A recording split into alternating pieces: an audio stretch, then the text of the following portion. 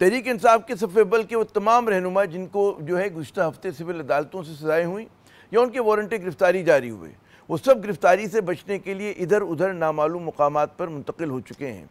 सबकी कोशिश है कि जी निचली अदालत से मिलने वाली सज़ाओं और वारंट गिरफ्तारी को हाई कोर्ट से मुअत्तल करवा कर ज़मानत ली जा सके। और ज़ाहिर है कि कहते हैं ना, इस पस मंज़र में आज जब पार्लियामेंट का इजलास हुआ तो वहाँ कौमी असम्बली में कायद हिज़्ब इख्तिलाफ उमर अयूब और सेनेट में कायद हिज़्ब इख्तिलाफ शिबली फराज साहब की नशिस्तें जो थी वो खाली थी। सीनियर रहनुमा तहरीक इंसाफ अली मोहम्मद ख़ान के बकौल उन्हें खाली नशिस्तें देख कर बहुत दुख हुआ। अली साहब का कहना था कि जी इन दोनों रहनुमाओं को 10-10 बरस कैद की सज़ा सिर्फ इसलिए सुनाई गई क्योंकि वो इमरान खान के साथ खड़े रहे। बकौल उनके ये सब जमहूरियत के गाजी हैं। हिज़्ब इख्तिलाफ की एक और बड़ी मोतबर आवाज़ महमूद खान अचकज़ई साहब का कहना था कि वो तमाम सियासी जमातों से अपील करते हैं कि मिलकर आइन और कानून की बात करें। उनका कहना था कि जी वोट को इज़्ज़त दो की बात करने वाले अब अपने नारे को भूल चुके हैं। उन्होंने ये भी कहा कि हिज़्ब इख्तिलाफ अदलिया और फ़ौज के ख़िलाफ़ नहीं बल्कि वो उन्हें आइन और कानून के दायरे में रहते हुए काम करने का कह रही है। तहरीक इंसाफ के रहनुमाओं का ये दावा है कि एहतजाज होगा और ज़रूर होगा। खैबर पख्तूनख्वा में तो उन्हें एहतजाज करने में गालिबन मुश्किल पेश ना आए, गालिबन क्या यकीनन मुश्किल पेश नहीं आएगी, लेकिन क्या तहरीक इंसाफ पंजाब और सिंध में लोगों को सड़कों पर ला सकेगी, ये एक सवाल है। पंजाब में तहरीक इंसाफ के लिए मैदान नाहमवार है। यहाँ पुलिस ने PTI के कारकुनों की पकड़ धकड़ और छापों का सिलसिला जो है वो शुरू कर रखा है। सरकारी आदाद शुमार के मुताबिक अब तक 200 से ज़ायद जो है PTI के कारकुनों को हिरासत में ले लिया गया है। पुलिस राय का कहना है कि जी इनमें से कुछ कारकुनों को जो है श्योरिटी बॉन्ड्स लेकर छोड़ भी दिया गया है। तो जनाब तहरीक इंसाफ के 5 अगस्त के एहतजाज से एक रोज़ पहले ये है सूरत हाल। दूसरी जानिब वज़ीर इत्तलात अता तारड़ साहब ने कौमी असम्बली में इज़हार ख्याल करते हुए कहा कि जी 9 मई के वाक़यात में कौन लोग मुलविस हैं ये सबको पता है। उनका कहना था कि जी उस दिन जो है शोधा की यादगारों की बेहुरमती की गई और उन वाक़यात में मुलविस अफराद को कानून के मुताबिक सज़ाएँ हुई। यकीनन तहरीक इंसाफ के लिए एहतजाज का बड़ा जो है उनके लिए एक इम्तहान है, जिसका फैसला खुद उनकी पार्टी के सरबराह ने किया। ताकत का ये पुरअमन मुजाहरा मंगल को इमरान खान के सीरी में 2 साल मुकम्मल होने पर मुल्क के हर ज़िले में जो है किया जाना है। तहरीक इंसाफ क्या मौसर एहतजाज कर पाएगी? क्या वो अपने सज़ा याफ्ता कारकुनों की कानूनी जंग लड़ने के लिए किस किस्म की हिकमत अमली अपना रही है? और क्या इमरान खान साहब के साहबजादे जो हैं वो पाकिस्तान आ रहे हैं? बात करने के लिए हमारे साथ मौजूद हैं मारूफ कानूनदा और सीनियर रहनुमा तहरीक इंसाफ मोहतरम लतीफ़ खोसा साहब। खोसा साहब बहुत शुक्रिया अपना कीमती वक्त देने का। सिविल कोर्ट्स ने जो है भी हाल ही में 161 के करीब जो है लोगों को सजाएँ दी हैं जिनका ताल्लुक तहरीक इंसाफ से था। सफ़े अव्वल के रहनुमा भी उसमें आपके शामिल हैं। कानूनी महाज पर क्या हिकमत अमली आप लोग अपना रहे हैं? क्योंकि कई लोग जो हैं ज़ेर ज़मीन हैं, छुपे हुए हैं, मतलब है वो असम्बली में नहीं आ रहे। आज आपके दोनों कायदीन जो थे सेनेट के और उसके कौमी असम्बली के नहीं थे, तो क्या हिकमत अमली है आप लोगों की?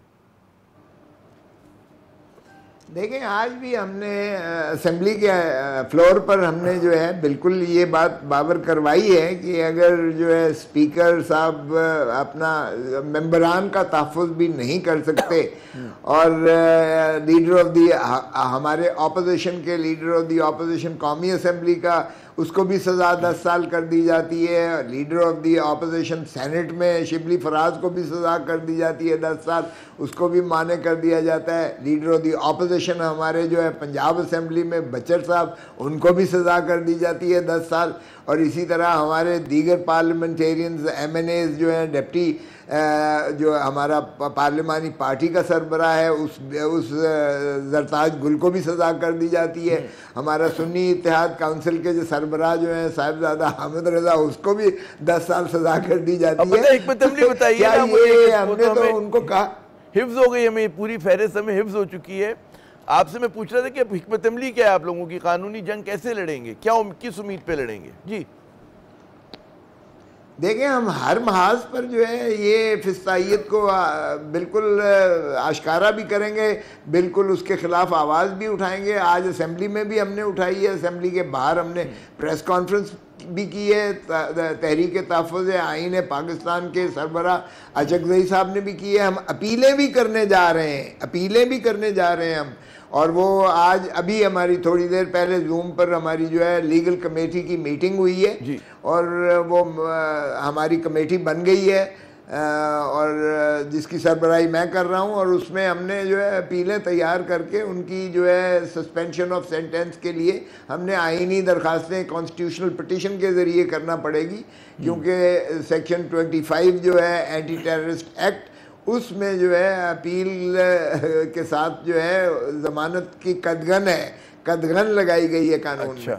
सो हमें आईनी दरख्वास्त के ज़रिए जो है सस्पेंशन ऑफ सेंटेंस की दरख्वास्त देना पड़ेगी, क्योंकि ये कायम अली शाह साहब के केस में, एलाइड बैंक के केस में ये सुप्रीम कोर्ट और हाई कोर्ट तय कर चुकी कि जहाँ रेमेडी कोई ना हो वहाँ आईनी ज़रिए से, और पैरामीटर्स वही होंगे जो 426 के होते हैं। सो हम जो है ये अपील के साथ उनकी मअतली सज़ा की भी दरख्वास्त करने जा रहे हैं, और हम ये भी करेंगे कि उस वक्त तक जब तक अपील का फ़ैसला नहीं होता तब तक इनको डिसक्वालीफाई या इनके जो है नशिस्त को खाली करार दे के इलेक्शन कमीशन माने हो जाए कि वो दोबारा बाई इलेक्शंस भी ना करवा सके, क्योंकि वो जब तक हतमी फ़ैसला नहीं होता है तब तक जो है वो MNA ही रहेंगे। और वो उन्होंने तकरीबन 10-10 लाख लोगों की जो है वो नुमाइंदगी करते हुए इन ऐवानों में पहुँचे हैं, और इस तरीके से उन्हें आवाम की आवाज़ को जो है बुलंद करने से माने नहीं किया जा सकता है। तो ये जो अपील होगी आपकी, ये जो अपील होगी कि इनकी जो रुकनीत है पार्लियामान से उसको ख़त्म ना किया जाए, ये आईनी अदालत में आप लोग पेश करेंगे? कहाँ होगा वो अलग से होगा? नहीं, ये जब ये सेंटेंस सस्पेंड हो जाती है, मुअत्तल हो जाती है सज़ा, तो फिर लामहला वो सज़ा की बुनियाद पर ही उन्हें डिसक्वालीफाई किया जाता है ना। तो वो ऑटोमेटिकली जो है वो इलेक्शन कमीशन के पास फैसला हमारा जब जाएगा तो वो उसको बहाल कर देंगे। वो हमें आईनी बेंच पे जाने की जरूरत ही नहीं है। इस असना में अगर इलेक्शन कमीशन फुर्ती दिखाकर पहले ही इनको डिसीट कर दे तो क्या होगा फिर? उसके लिए आईन और कानून क्या कहेगा?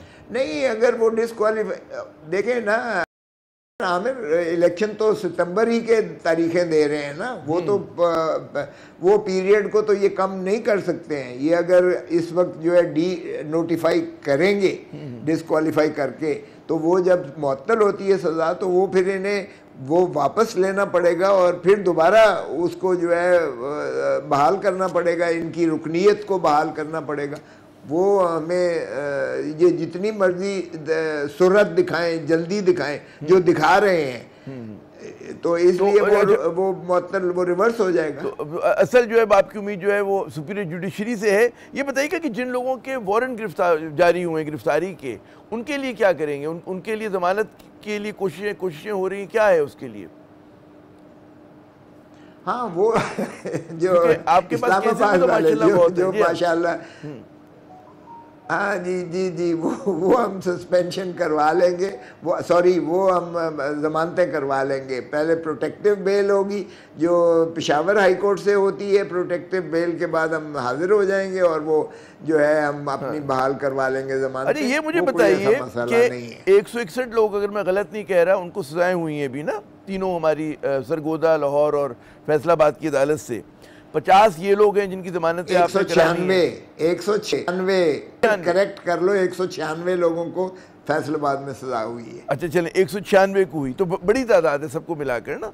अच्छा 50 ये हैं, फिर पुराने केसेस अलग चल रहे हैं। बिल्कुल। तो वकील हैं इतने आप लोगों के पास, या बहुत ज़्यादा दौलत खर्च करनी पड़ी है वकला के ऊपर? क्योंकि भाई सब पे सैकड़ों मुकदमात हैं। बहुत है इस वक्त हैं। अभी हमारी जूम पर मीटिंग हुई है, हमने वो स्ट्रैटेजी बना ली है जी। मॉनिटर सीनियर वकला करेंगे, बाकी जो है चूंकि लाहौर हाई कोर्ट में ही होना है ना ये अपीलें। अच्छा, तो ये इसलिए हम जो टीम बनाई है हम उसको हैंडल कर लेंगे। बाकी तो वैसे कराची से मंसूर खान साहब भी हमारे वो जूम पर थे, पेशावर से काजी अनवर साहब भी जूम पर थे। अच्छा। और बाकी सूबों से भी हमारे वकला जो हैं माशाल्लाह काफ़ी सीनियर हैं, मगर उनकी मशावरत तो ज़रूर हुई है, मगर उनको हम लाहौर हाई कोर्ट की हद तक इन्वॉल्व नहीं करेंगे। उनकी मशावरत, ये जो आपके वकला भाई होंगे सारे प्रो बोनो लड़ रहे हैं, ये जो लड़ेंगे मुकदमा प्रो बोनो लड़ेंगे, कोई मुआवजा लेंगे, क्या होगा? नहीं, हम तो प्रो बोनो लड़ रहे हैं जो पार्टी के साथ है। अच्छा। जो पार्टी में नहीं है, हाँ। जो पार्टी में नहीं है वो जाहिर है कि फिर वो अपनी प्रोफेशनल सर्विसेज रेंडर करेंगे तो वो तो फीस लेंगे, लेकिन जो पार्टी किससे मुंसलिक है वो कला, वो फीस नहीं ले रहे। अच्छा। ना लेंगे। चले, मैं अब ये राज की बातों पे नहीं आता फीस की, मैं एक और मौजू पे, जो 5 अगस्त का एहतजाज है कर पाएंगे? फिर हुकूमत ये कह रही है कि जी 5 अगस्त को एक बहुत मतलब है कि भारत ने एक ऐसा कदम उठाया था 2019 में कि कश्मीर की जो है उन्होंने कहते हैं ना उसको पामाल किया था, उनके राइट्स को 370 को उन्होंने जो है ख़त्म किया था आर्टिकल को, जो भी वाजबी से उनको दिया करता था थोड़ी बहुत सोवरेनिटी या उनको एक वो।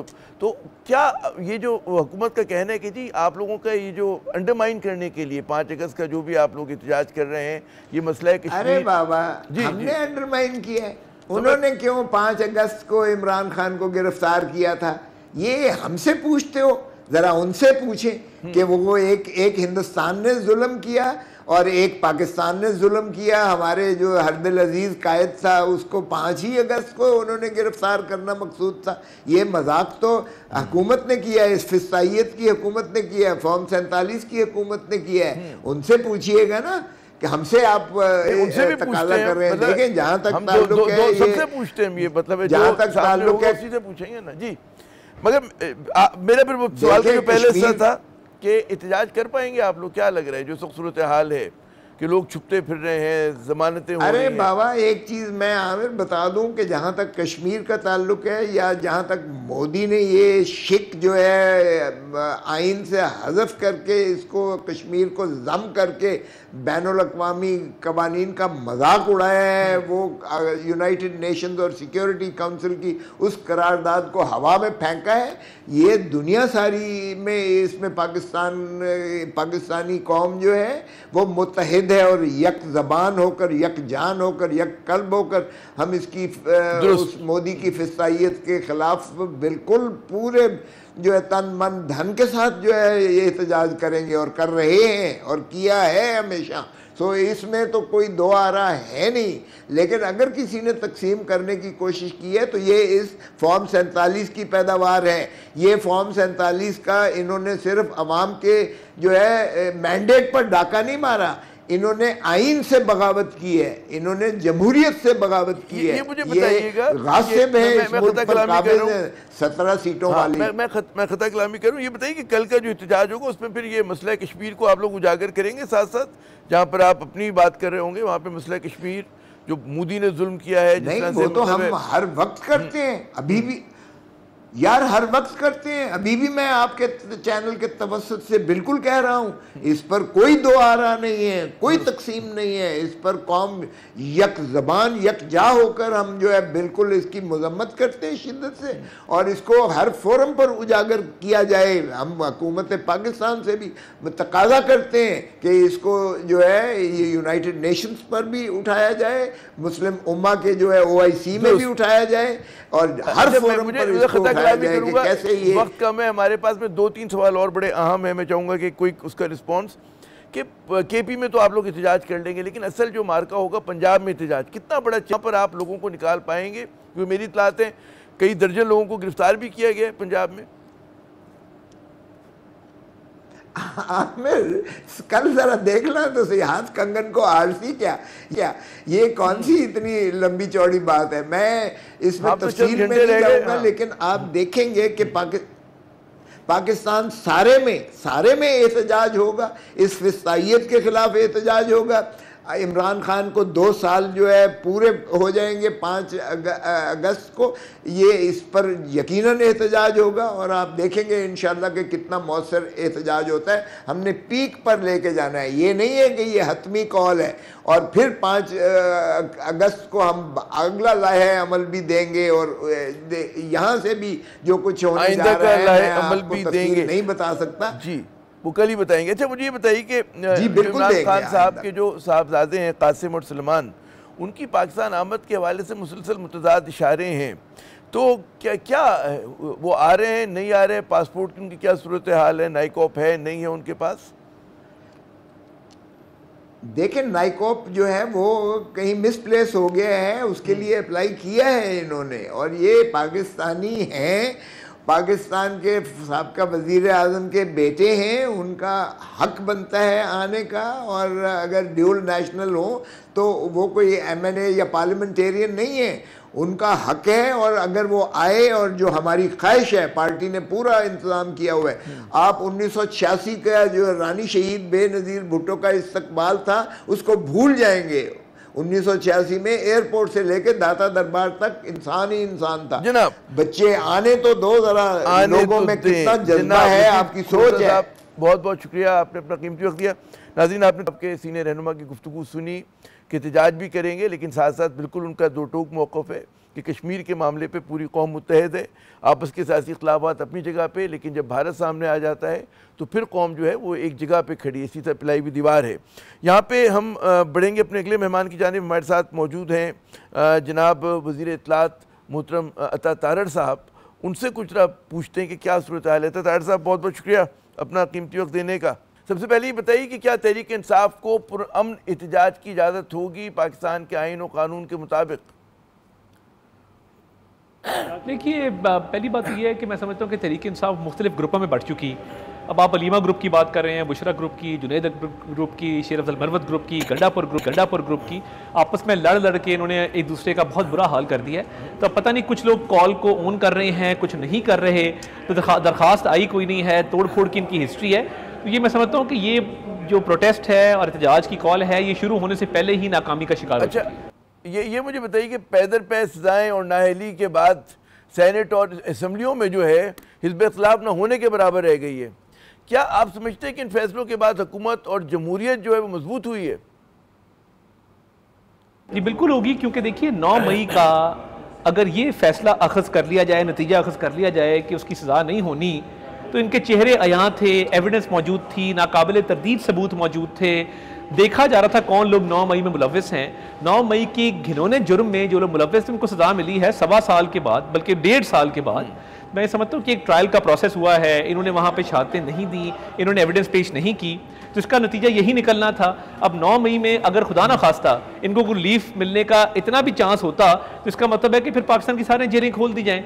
मैं समझता हूँ कि कानून के मुताबिक सज़ा हुई है, और ये ऑब्वियसली इन्होंने तोड़ फोड़ की, जलाओ घिराव किया, दफाई तनसीबात को हमले का निशाना बनाया, साथ साथ शोधा की यादगारों को मसमार किया, तो इसका नतीजा यही निकलना। अच्छा, ये बताइए कि जो इमरान खान साहब के साहबजादे हैं कासिम और सुलेमान, उनकी आमद के हवाले से हुकूमत का क्या मौक़िफ़ है? आप उन्हें आने की इजाज़त देंगे या नहीं देंगे? देखिए, मैं ये समझता हूँ कि बिल्कुल अगर वो आना चाहती हैं ज़रूर आएँ, 100 दफ़ा आएँ, और बिल्कुल उनको सिक्योरिटी भी देंगे। किस बात का ख़तरा है? और अब वो उनको यूज़ किया जा रहा है एक सियासी टूल के तौर पे, जहाँ पे वो पाकिस्तान के ख़िलाफ़ बातें कर रहे हैं अमेरिका में बैठ के। तो जो उनका बयानिया था एक पहले, क्या हम कोई गुलाम है, उसको तर्क कर दिया उन्होंने, या नया बयानिया आ गया? इस बात पे क्लैरिटी होनी चाहिए। तार साहब, ये बताइएगा कि जैसा कि वज़ीर दिफा हैं, वो कहते हैं जी हाइब्रिड मॉडल जो है पाकिस्तान में चल रहा है, तो क्या आप पाकिस्तान का मुस्तकबिल इसी मॉडल में देख रहे हैं कि यही पाकिस्तान की तरक्की और कामयाबी की ज़मानत है? देखिए, टीम वर्क, मांगी इदारों के दरमियान तनाव का ना होना, इसके समरात सामने आते हैं। एक इकॉनमी बेहतर होती है, चीज़ें आपके सामने खुल के आती हैं। तो मैं ये समझता हूँ कि टीम वर्क को, इदारों के माबैन हमांगी को, एक कंसिस्टेंसी को, आपस में जो एक दूसरे के एफर्ट को आगे बढ़ाना, उससे देखिए जो नताइज सामने आए हैं। अल्लाह ताला ने जंग में फतह दी, अल्लाह ताला ने इकॉनमी को स्ट्रॉन्ग किया। तो जो नाकदीन हैं वो 100 तरह की बातें करते रहे।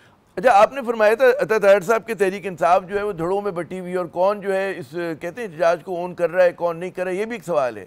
लेकिन हम देख रहे हैं कि अली मीन गंडापुर साहब ने कहा कि जी हम एहतजाज करेंगे और भरपूर एहतजाज करेंगे। क्या कहेंगे इस पर आप? कि मैं अब उनकी बातों को सीरियसली नहीं लेता। ठीक है, निकल आए, उनके अपने लोग उनके साथ निकलने को तैयार नहीं। लास्ट टाइम भी उन्होंने जो किया और लोगों को छोड़ के भाग गए और यहाँ पे अमन अमान की सूरत हाल ख़राब करने की कोशिश की, वो दुनिया के सामने सबने देखा है। अच्छा, ये बताइए कि ठीक है, आप अली अमीन गंडापुर की बात को संजीदगी से नहीं ले रहे, लेकिन कई कलीदी तहरीक इंसाफ के रहनुमाओं को सजाएँ जो है हो गई हैं कि ये सब उन्हें जो है एहतजाज से रोकने के लिए किया गया, क्योंकि आम तासुर यही है कि एहतजाज, अब आज आपने देख लिया जो उनके हालात थे, मुझे नहीं लगता कि वो एहतजाज का हिस्सा बनेंगे। उनकी स्ट्रीट पावर नहीं है और इकॉनमी बेहतर हो रही है, हालात बेहतर हो रहे हैं, तो उनके पास अपने हक में कहने को है कुछ नहीं। एक और मुझे पता है कि हमने आपको कहते हैं ना राह चलते पकड़ लिया और आपको कहीं जाना भी है, तो आखिरी सवाल मैं करूंगा कि खित्ते में पाकिस्तान की पोजीशन कहीं बेहतर हुई है? हम देख रहे हैं कि जो भारत के साथ मार्का हुआ था, इसके बाद जो है क्या आप समझते हैं क्या भारत से जो है वो ख़तरा जो है अब कम हुआ है या उतना ही है जितना पहले था? देखिए, पाकिस्तानी जो अफवाज पाकिस्तान है वो हमेशा तैयार रहते हैं किसी भी जारियत से डील करने के लिए, और उन्होंने अपनी मिलिट्री माइट पूरी दुनिया पे प्रूव की है। सब ने देखा जो ऑपरेशन बुनियाद मरसूस में पाकिस्तान को फतह मिली अल्लाह ताला के फजल से। तो मैं ये समझता हूँ कि हमारी डिफेंस कैपेबिलिटी का सबको पता है। बहुत बहुत डॉक्टर साहब, आपने अपना कीमती वक्त दिया। इनसे एक तफसीली इंटरव्यू उधार रहा हमारा, इन्होंने वादा तो किया, देखें कब वादा पूरा करते हैं। यहाँ पे हम मुख्तसर वक्फा लेते हैं, वक्फे के बाद जब हम दोबारा हाजिर होंगे तो हमारे साथ जमीयत उलमा इस्लाम के सीनियर रहनुमा मुफ्ती किफ़ायतुल्लाह साहब मौजूद होंगे। हमारे साथ रहिएगा। हमारे साथ इस वक्त मौजूद हैं मुफ्ती किफ़ायतुल्लाह साहब, जमीयत उलमा इस्लाम के सीनियर रहनुमा है। बहुत बहुत शुक्रिया मुफ्ती साहब अपना कीमती वक्त देने का। सबसे पहले तो ये बताइए कि कुल जमाती कॉन्फ्रेंस का मुश्तरका एलामिया सामने आया, क्या वजह कोई मुश्तरका लाए अमल नहीं आ सका? बिस्मिल्लाहिर्रहमानिर्रहीम। दरअसल हर एक जमात की अपनी अपनी तरजीहात होती है ना, तो उस पर ये अफसोस है कि मुश्तरका एलामिया आ जाता है, मुश्तरका इक़दामात नहीं आते, इसका हमें एहसास है। क्या वजह क्या थी? दूरियां कहाँ पैदा हुई इसमें? नहीं, दूरियां तो आप न कहें, इसका एक और उन्वान हो कि हमेशा के जो छोटियां पार्टियां हैं ये इस्तेमाल होती है बड़ी पार्टियों के लिए तहरीक के वक्त में और सख्ती में, और जब वो इक़्तिदार का वक्त आ जाता है तो बड़ी पार्टियां अपना तेवर तब्दील कर लेती है। हाँ। तो वो असर और वो शिकवा या शिकायत तो कारकुनों के अंदर पड़ी होती है। मैं समझता हूँ ये एक बहुत बड़ी वजह है। अच्छा, अगर मैं पूछूं आपसे कि इस कुल जमाती कॉन्फ्रेंस का आप भी शरीक थे, उसमें हासिल जमा क्या रहा, उससे क्या ड्राइव किया जाए कि जी ये इसका नतीजा निकला? बस हासिल जमा ये रहा कि हर एक आदमी ने अपने दुख भरी बातें सुना दी और तो एक शेयर कर दिया। इसका भी एक फायदा तो होता है कि जहाँ जबर हो और वहाँ अगर आप दुख की बातें सुनाएं और एक जगह बैठ जाएं तो बैठ जाना ही बड़ी बात होती है, और वहाँ अपने दुख भरी दास्तान सुनाना भी एक बहुत बड़ी बात होती है। इस बात का कोई इम्कान है कि आगे चल के जो कुल जमाती कॉन्फ्रेंस है जिसने मुश्तरका एलामिया जारी किया वो किसी किस्म का मुश्तरका लाए अमल भी सामने लेकर आए, और उसके लिए क्या करना होगा बड़ी जमातों को? मेरे ख्याल में इसकी सारी जिम्मेदारी पीटीआई के साथियों की है कि वो किस तरह का रवैया अख्तियार करते हैं। सोलो फ्लाइट पर राजी हैं या वो छोटी जमातों को साथ लेकर चलते हैं और एक मुश्तरका इकदाम करते हैं, तो उनकी संजीदगी से और इक़दामात से अंदाज़ा हो जाएगा। तो जब तक ये बड़ी जमातें इस तरह का रवैया नहीं अपनाएंगी तो मैं समझता हूँ सूरत हाल जो की क्यों रहेगी। तो आपके नज़दीक जो है पीटीआई का अब तक का रवैया क्या रहा? आप लोगों ने उनसे कहते हैं एक जमाती तौर पे भी आप लोगों ने राब्ता किया था, उस वक्त बड़ी खबरें थी कि आप लोग करीब आ रहे हैं जमीयत उलमा इस्लाम और पीटीआई, फिर कुल जमाती कॉन्फ्रेंस में भी आपने सुना, तो आपको उनके रवैये में कोई तब्दीली नज़र आ रही है? फिलहाल तो ऐसी कोई सूरत नज़र नहीं आई। अगर नज़र आती तो वो तो छुपी हुई बात तो नहीं थी, यानी आपके जहन में भी सब लोगों को मालूम हो जाता। मिसाल के तौर पर हम 15 साल अलग रहे, अलग होने में एक फरीक हम थे और एक पीटीआई के अहबाब थे जी, तो उनकी तरफ से तो बहुत तूफानी बदतमीजी इस्तेमाल किया गया, हमारी तरफ से तो अल्हम्दुलिल्लाह ऐसी कोई बात नहीं। तो वो बहुत तो है, वो दूरी तो है कारकुनों के अंदर। हाँ। तो तहरीक इंसाफ को आपके नज़दीक क्या करना पड़ेगा जमीयत उलमा इस्लाम का दिल जीतने के लिए, आपका दिल जीतने के लिए? अपना दिल बड़ा करना पड़ेगा। अरे ये बड़ी बात है कि बड़ा दिल कितना बड़ा, वो कहते हैं ना कुछ सियासी आप बताए ना कि भाई ये वाले इक़दाम कर लें, ABCD ये कर लें लिब बेते, तो कुछ मामला सही होंगे। कोई अगर आप वजाहत कर सकें। मैं कहता हूँ ये मौका नहीं है कि आदमी इस तरह की बातें करें। हाँ। हमारे तकसीम पे फायदा जबर को होता है। हाँ। मैं ये कहता हूँ कि एक है मफादात, वो तो सियासत में होती रहती है, एक है आपके रवैये। अगर रवैये ठीक हो गए तो फिर आगे साथ चलना आसान हो जाता दुरुस्त। अच्छा, ये मुझे बताइए कि तहरीक इंसाफ का जो एहतजाज है 5 अगस्त को शुरू कर रहे हैं, उससे आपकी क्या हकीकत पसंदाना तवक्कुआत हैं?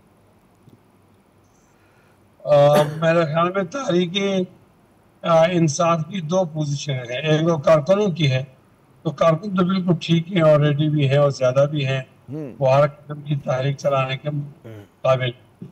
लेकिन इमरान खान के जेल में जाने के बाद जो मुयस्सर क़यादत है, इनका मसला है कि वो कहाँ तक जा सकते हैं। अगर वो अपना दामन बचा के चलेंगे तो फिर तो पिछली तहरीक की तरह इसका नतीजा भी 0/0 होगा। और अगर वो कूदते हैं मैदान में और इमरान खान की कमी को पूरा कर लेते हैं तो उसके नतीजे अच्छे होंगे। अच्छा, ये फरमाइएगा कि जो नुकात मुश्तरक एलामिया में सामने आए, वो बड़ी कहते हैं ना कि मनफी तारीख किस्म की मंजरकशी कर रहे हैं पाकिस्तानी जमहूरियत के हवाले से, तो इसमें लोगों को तवक्को है कि जब आप लोग इस मतलब इन चीज़ों पे आपका एक नुक्ता नज़र है, तो क्या वजह है कि जी अमल में साथ नहीं आ पा रहे? जब आप सब कहते हैं कि जी इलेक्शन के ऊपर भी बात करते हैं, आइन की उसमें बालादस्ती की भी बात करते हैं, तो साथ चलने में जो है एक अजीम मकसद के लिए बकौल आपके क्यों नहीं चला जा सकता? अभी तो हमने इसका जवाब दिया। जी, मैं घुमा के दोबारा कर रहा हूँ सवाल आपसे। जी, आज जो साथ चलने की जिम्मेदारी होती है वो बड़ी जमात पर होती है। तो बड़ी जमात किस रवैये से छोटी जमातों को साथ लेके चलती है ना, तो ये डिपेंड करता है उनके रवैये पर। दुरुस्त।